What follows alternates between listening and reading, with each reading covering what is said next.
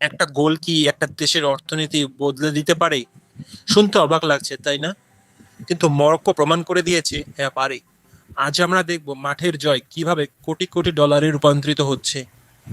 2022 কাতার বিশ্বকাপে মরক্কো সেমিফাইনালে উঠেছিল, আফ্রিকার ইতিহাসে প্রথমবার।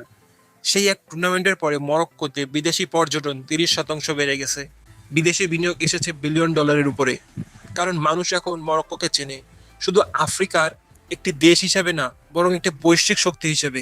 আশরাফ হাকিমি, হাকিম জিয়েক, ইউসেফ এন নেসিরি, এরা শুধু মাঠে খেলছেন না, এরা ইউরোপের বড় বড় ক্লাব থেকে কোটি কোটি ইউরো আয় করছেন। আর সেই অর্থের একটা বড় অংশ মরক্কোতে ফেরত আসছে। শুধু রেমিটেন্স হিসেবে না, স্কুল, হাসপাতাল, ফুটবল একাডেমি তৈরিতেও। মরক্কো সরকার ফুটবলকে একটা জাতীয় বিনিয়োগ হিসেবে দেখছে। এখন সবচেয়ে বড় খবর, মরক্কো 2030 ফিফা বিশ্বকাপের সহ আয়োজক।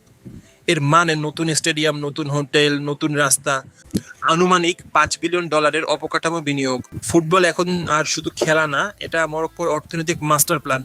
তাহলে বুঝলেন তো, মরক্কোর ফুটবলাররা শুধু ট্রফি জিতছেন না, তারা একটা জাতির ভাগ্য পাল্টে দিচ্ছে। যদি এই ধরনের স্পোর্টস ইকোনমিক্স গল্প আপনার ভালো লাগে, তাহলে চ্যানেলটি সাবস্ক্রাইব করুন আর কমেন্টে জানান বাংলাদেশের ফুটবল কবে এই পথে হাঁটবে।